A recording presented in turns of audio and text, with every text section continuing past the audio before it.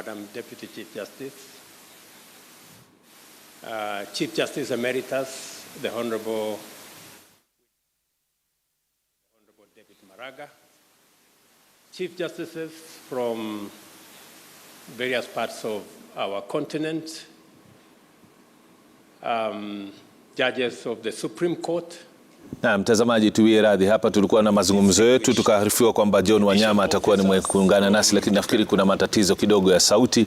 Bwana Mwangi, serikali hii imeingia na iko mbioni katika kubadilisha mbinu kama alivyozungumzia Bwana Mwiti, kubadilisha mbinu tofauti za kuweza kukwamua uchumi. Moja ikiwa ni kuondoa kwa subsidies ambazo zilikuwa zimesaidia mwananchi kupunguza gharama, ambapo wazalishaji wanalipwa kiwango fulani cha pesa ili kuondoa ile gharama kwa mwananchi wa kawaida. Je, unahisi kwamba iko katika mstari ambao unasaidia ama ni mbinu ambayo ni ya muda mrefu ambapo matokeo yake yatakuwa na faida kwa mwananchi?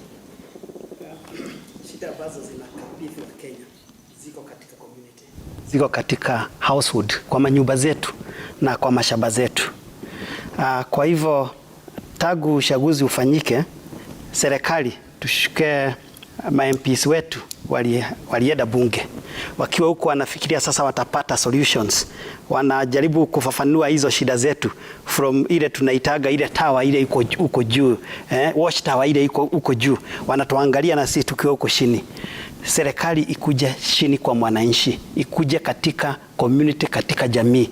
Hata serikali kubwa, mawaziri wetu wa kilimo, hata rais mwenyewe asitafute solution ama kuunderstand shida zetu kutoka kwa mataifa huko nje, wakuje kijijini, wajadiliane nasi, waone ni shida gani ziko pressing, ni zipi lazima tutatue sasa.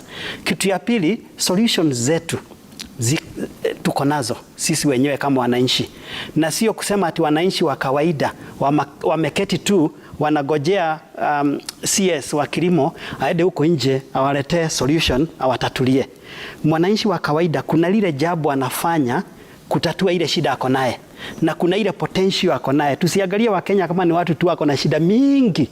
Wakenya tu pia ni watu wako na innovations, ni watu wako na solutions. Kwa hivyo serikali iteremke chini mpaka kijijini, ikae na wananchi, isikize wananchi kutoka MPs na wengine wote, wajue shida ya kwanza, shida ya chakula, ukosefu wa chakula. Ni nini inafanya mama yangu akiwa Udhaya ile shamba yake haitoi mapato, haiproduce vile inatakikana? Ni tatizo ambalo limekuwepo kwa muda mrefu. Iende kwanza isikize kwake, alafu imuulize ni solution gani unaona tunatakiwa tukue naye. Ndio ile solution serikali inaleta iwe ni ile solution yenye imetokana na wananchi. Wananchi wenyewe wako na solutions. Ukienda Nimrod, hata kwa baba yako na neighbors wenu huko kijijini, wewe huko wasikize, utapata majibu. Kwa hivyo the quick gains zinaweza patikana hata na miezi 2, lakini ndio ifanyike hivyo, tujue shida zetu ni zetu na solution zetu ni sisi tuko nazo. Kwa hivyo lazima wakuje mashinani. Solution kwa mfano, mambo ya chakula, ukienda kwa wakulima wenyewe watakwambia vile wanaweza lima, sio tu kulima mahindi, sio kulima. Nimesikia waziri wetu wa kilimo ametembea, ameenda South Africa, ameenda hata juzi alisema kwamba atafanya contract farming na wakulima kutoka Zambia. Mimi mwenyewe nimetembea Zambia. Shida zenye tuko nazo hapa hawako nazo. Kwa nini? Mkulima mdogo ndiye ana produce na kwanza ana produce na njia ambayo inampatia mapato yeye mwenyewe. Kitu ya pili, ana produce chakula ambayo inatumika huko, na ile chakula ana produce ni kitu inapigana na njaa. Na kitu ya tatu, ana produce na njia ambayo ni sustainable, sio ile njia ya kuharibu. Unajua Kenya tunafikiria njia ya kuproduce ni kupump fertilizer kwa mchanga. Una pump fertilizer miaka 2, miaka 3 hutapata kitu. Kwa hivyo solution zetu tuko nazo. Mbinu tuko nazo. Mwangi, nitarejea kwako baadaye. Tony, pia nitarejea kwako baadaye uniarifu kwamba kwa sasa hivi rasilimali moja muhimu sana ambayo inaweza kutusaidia katika kuzalisha humu nchini ni maji. Kwa sasa hivi nafikiri umeshuhudia kama Wakenya wengine kwamba kuna mafuriko yanaendelea sehemu ambazo zilikuwa na ukame. Kwa sasa hivi hata hatukingi yale maji. Nataka nije kwako tueleze kama mbinu kama zile, ikiwa hatuwezi kuzitumia kwa wakati huu ambapo tunasema kwamba tuna ganga yajao, je, tunajitayarisha kwa kufeli siku za usoni ama namna gani? Hivi sasa mtazamaji, acha tuungane naye John Wanyama kutoka kaunti ya Uasin Gishu. Kwa sasa hivi rasilimali moja muhimu sana ambayo inaweza kutusaidia katika kuzalisha. Naam, asante sana. Hapa katika kaunti ya Uasin Gishu, wakazi wengi ambao tulizungumza nao Nimrod, wanasema kwamba wengi walikuwa wanataka amani na walikuwa wanaomba kwamba amani hii ije kwa haraka, na jana wengi walikuwa na maoni kinzani baada ya Rais William Ruto kuzungumza bila alizungumza hapo jana na kinara wa upinzani Raila Amolo Odinga. Tunao wakazi wa kaunti ya Uasin Gishu Nimrod, pengine tusikie wana maoni gani ya siku ya leo. Ndugu yangu, kwa majina yako naitwa nani kwa manufaa ya mtazamaji? Maoni yako ni yapi baada ya kushuhudia yale ambayo viongozi walizungumza jana? Kwa majina naitwa Kelvin Kipleting, kiongozi wa vijana katika Bonde la Ufa. Mimi ningependa kushukuru William Samoei Ruto kwa kuonyesha uongozi bora, kwa kuwezesha kupatia nafasi Raila Amolo Odinga dialogue. Lakini sisi kama vijana tungependa kusema next time kama vijana tusikue katika mstari wa kwanza wa mbele kulinga watu mawe, lakini katika conversation ile ya kuongea kwa meza hatupatikani. Sisi kama vijana katika Uasin Gishu County unavyoona, tuko na amani. Biashara zetu kama vijana endelea vizuri, security yetu inaendelea vizuri. Sisi tunasema tu Raila aende aongee ile maneno ya raia kwa kawaida. Naam, wacha tumalizie hapo Nimrod, na tunasema kwamba turudi hapo studioni kwani Rais William Ruto anazungumza. Naam, asante sana. Tuwe radhi sana John Wanyama kwa kukatiza mazungumzo. Tunataka tumsikize Rais William Ruto hivi sasa anazungumza katika kongamano linalohusisha masuala ya mazingira, uhifadhi wa mazingira na vile idara ya mahakama humu nchini. Hem, tusikize. Will install Africa not only as a continent of the future but as the world's green economic superpower. Africa is abundantly endowed with all the resources required to power green industrialization. Our clean and green power potential is incomparable. Just to give you indications, 92% of our grid in Kenya is clean and green. It is the case in many other African countries, and the potential to make it the case in many African nations is real and is possible. Our clean and green power potential, as I said, is immense. Hydro, geothermal, wind, and solar power potential is super abundant. The mineral resources needed for green energy technology also exists plentifully in our continent. We are the world's youngest continent, with a mean age of 25 and growing younger every year. Our people constitute a 3 billion strong market and a pool of skilled, motivated, and capable workforce. Future global sustainability will depend on a robust engagement with Africa in many fundamental ways. The world knows this, and African institutions and stakeholders must be ready for this engagement. And that is why this symposium is very important. I am very proud of the firm commitment demonstrated by the African Union in this matter. At COP27, which was held last November in Sharm el-Sheikh in Egypt, Africa's voice was clear. The development path taken by the world's economic and industrial powers is unsustainable and prejudicial to Africa and the global South. Climate change has brought home that fact in sobering detail. Africa is emphatic that although prosperity is an urgent goal to liberate our people from the indignity of poverty and inequality, the path of pollution is not an option. The African Union prefers a more ecologically responsible industrialization, one that promotes multi-sectoral climate resilience in agriculture and food systems, water resources, energy, transport and infrastructure, among others. We also insist quite firmly that international development financing must be more appropriate for the needs of our existential moment in terms of how much resources is accessible, affordable, and adequate. In February, I was encouraged to witness the impressive level of activity accomplished by African group of negotiators, especially at COP27, as well as the various African climate change initiatives. The Committee of African Heads of State and Governments on Climate Change, which I chair, also coordinates various African climate change commissions that are doing extremely important work in many regions of our continent to implement the Africa climate change and green recovery agenda. I'm also honored to lead Kenya's participation in these regional, continental, and climate actions. It is a privilege to join our African brothers and sisters in this good fight and make our contribution to the defining struggle of our generation. Africa is alive to the imperative of this moment in a way that is simply inspiring. I will share with you Kenya's experience of this journey so far.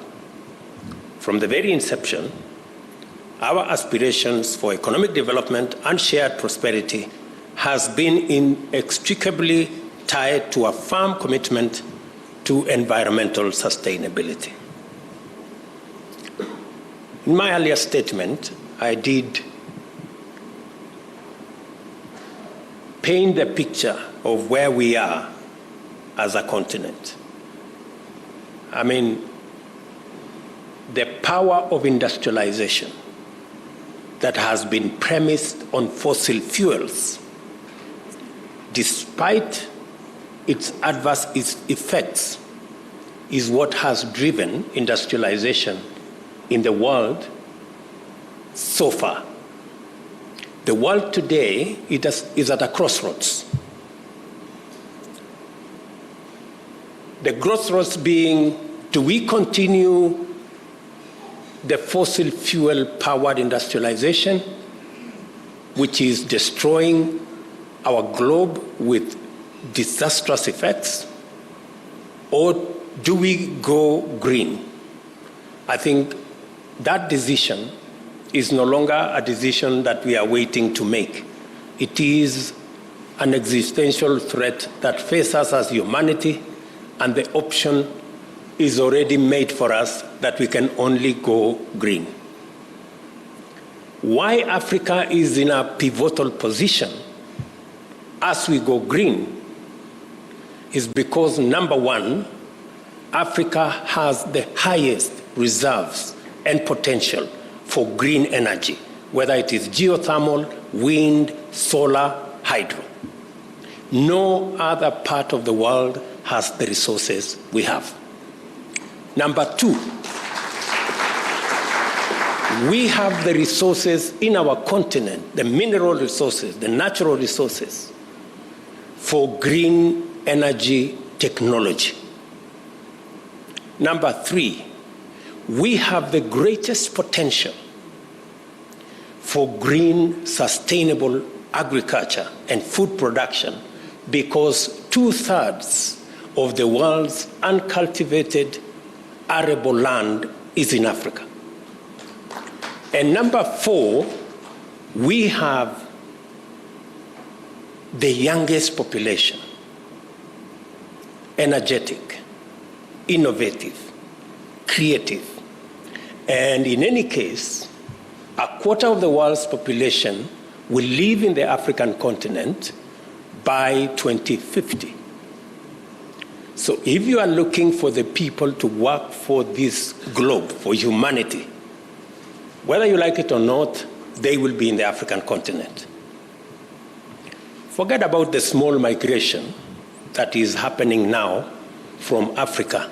Shortly, I promise you, the migration will be in the opposite direction.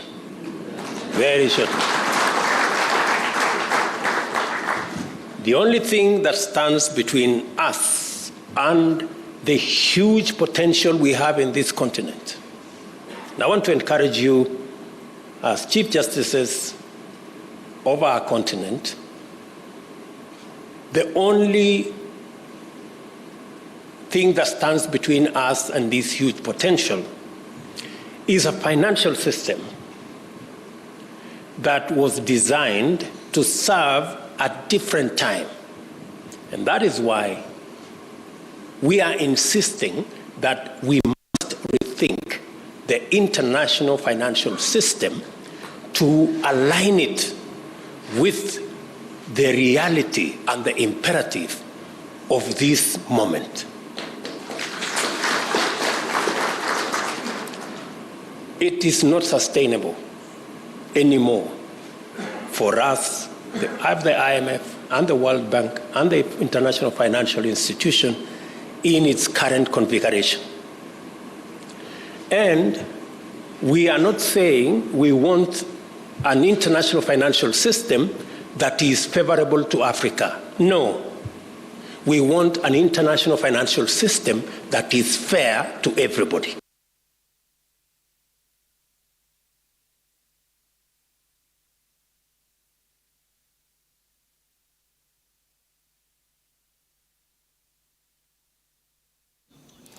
Tazamaji, tuwe radhi kwa kukatiza mawasiliano kutoka kongamano hilo ambalo linaongozwa na Rais William Ruto hapa jijini Nairobi, akijumuika pamoja na majaji kuhusiana na masuala ya kulinda mazingira katika idara za mahakama. Tunakwenda Bungoma, halafu tuweze kurejea hapa studioni na maoni zaidi.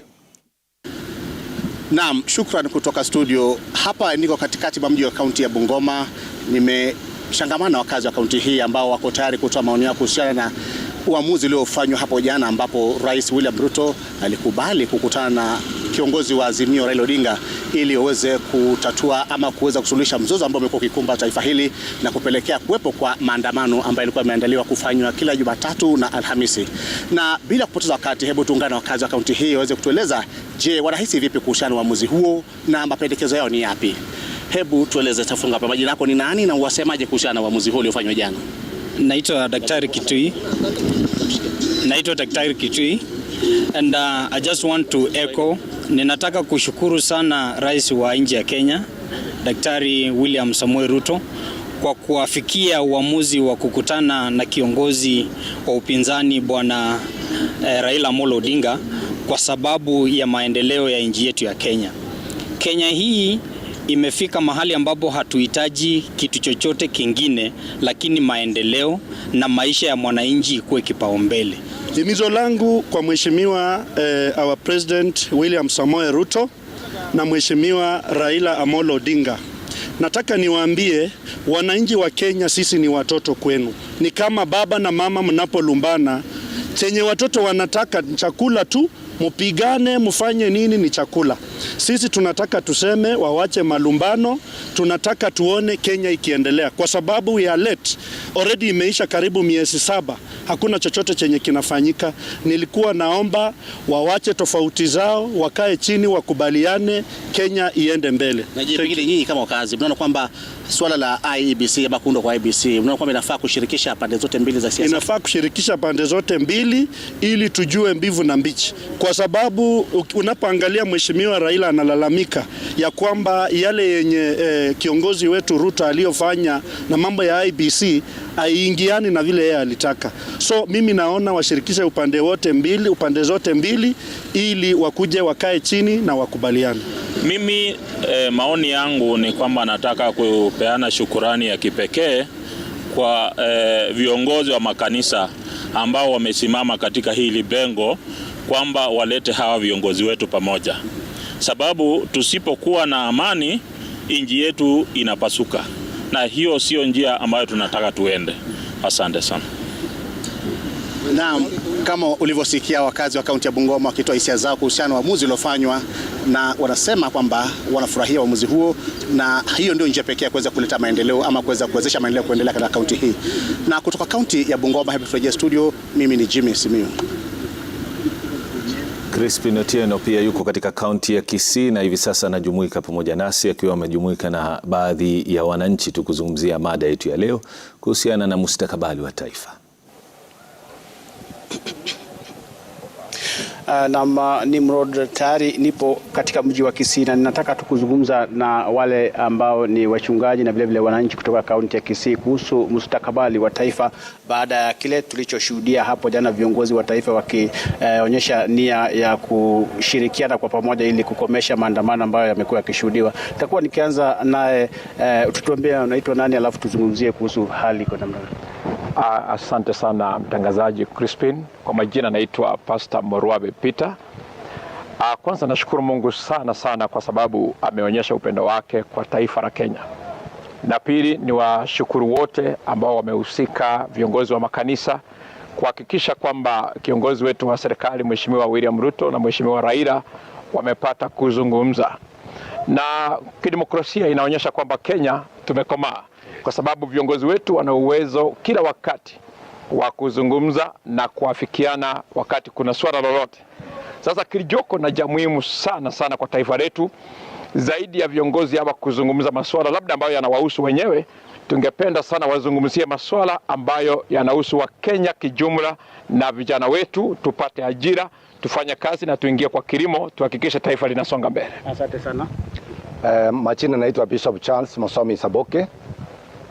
Nami naweza sema kwamba kwa ukweli kila ambacho tulikuwa tunaombea tumeona kwamba kimetimia, kwa sababu sasa hivi watu wanaweza safiri. Nafikiri watu wako Nairobi wanaenjoy, labda watu wako Kisumu wanaona amani, watu wanatoka Migori, sasa biashara inaweza endelea. Unajua kuna watu mambo yao ilikuwa katika maofisi, hawakwenda Nairobi. Naamini kwamba saa hii watu wanasafiri kwenda kuangalia mambo yao, na hiyo ndio amani tulikuwa nataka, na tunaomba kwamba watakapokutana waombe, yani kuwe na amani ya kutosha na wakubaliane kama Wakenya, na pia jambo hilo liwe kubwa kwa Wakenya, na tunawatakia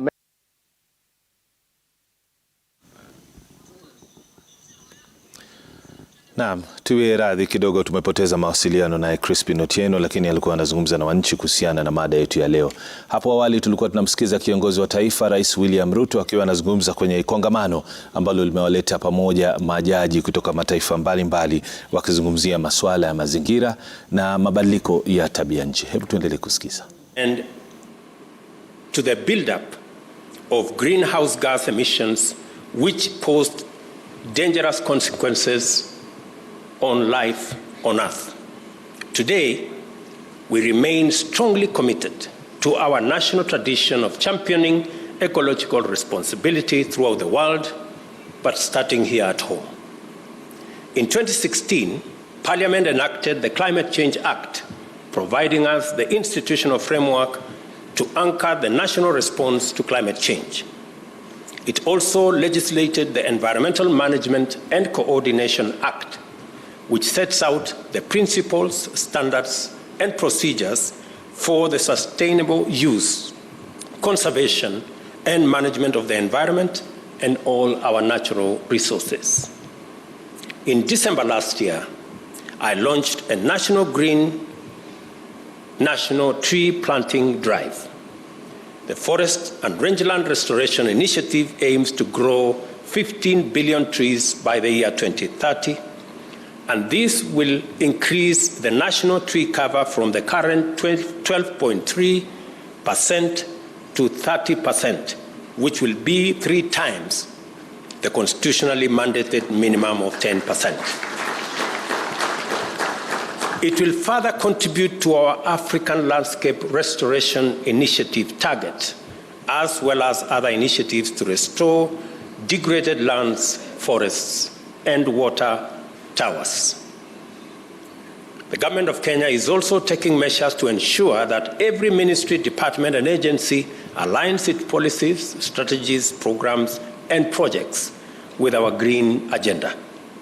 Strengthening the role of judiciaries in addressing climate change in Africa, which is the theme of this symposium, is highly appropriate, and it is also of fundamental significance to our collective readiness to take up global leadership in post-transition economic and industrial order, and thus usher the world into a future of green, clean, and inclusive prosperity. I congratulate you for holding the 3rd Regional Symposium on Green Judiciaries in Africa.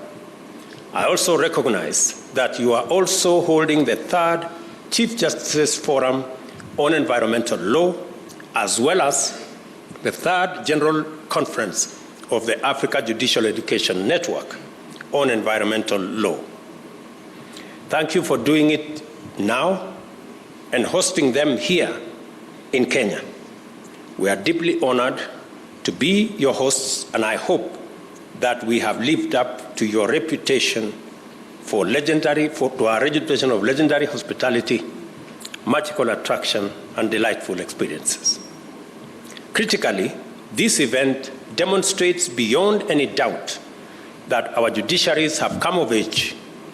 We cannot take this development for granted because our judiciaries will determine whether Africa's institutions exist and are ready to handle the immense mandate that a green future entails for all of us and for the world.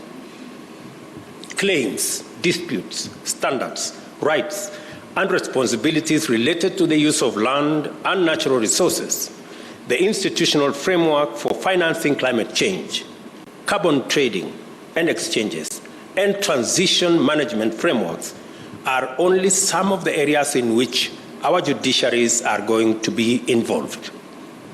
They must, therefore, pronounce themselves in a manner consistent with the values and aspirations of a continent on the rise. Greening our judiciaries will be inevitably multi-sectoral and interdisciplinary. Beyond local and international human rights, constitutional environment, trade, and economic law, our judiciaries must be exposed to diverse fields such as ecology, economics, agriculture, food systems, trade and finance, carbon markets, energy, and infrastructure, just to mention a few. To fully play your part in arbitrating and auditing Africa's aspirations to lead a new industrial revolution, our judiciaries will have to collaborate across the length and breadth of our continent, engage with diverse knowledge domains, and interact with numerous sectors.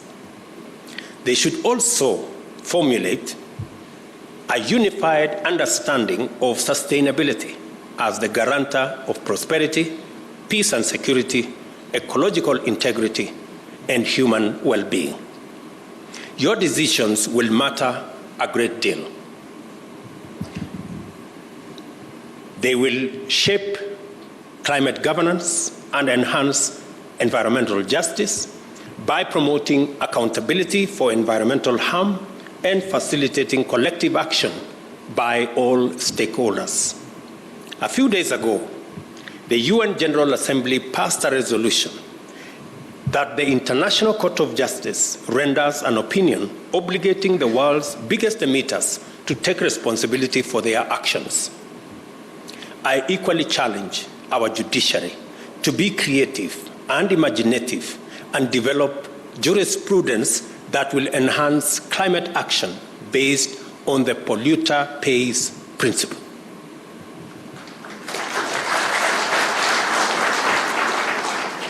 You must not underestimate your capacity because it leads to positive change. I agree with our Chief Justice's statement that our judiciary should not be left behind in this fight for our sustainable future. I therefore urge you to intensify your conscious place in this historic moment, position to have your voices heard for the sake of our generations and the generations yet to be born. You are here to contribute a chapter to the world's history. I encourage you to proceed and write a fresh chapter of African resilience, sustainability, and global leadership in a new green industrial age. Na ni Rais William Ruto akiwa anahudhuria kongamano limewaleta majaji pamoja kuzungumzia masuala ya tabia nchi, mabadiliko ya tabia nchi pamoja na idara ya mahakama. Tunakwenda mapumzikoni kidogo tu, halafu turejee na wageni wangu. Ni kweli naye bwana Tony Mwiti na vile vile bwana Mwangi wa Ituru kuweza kuzungumzia mustakabali tu wa taifa hivi sasa ambapo maandamano yamesitishwa na upande wa Azimio.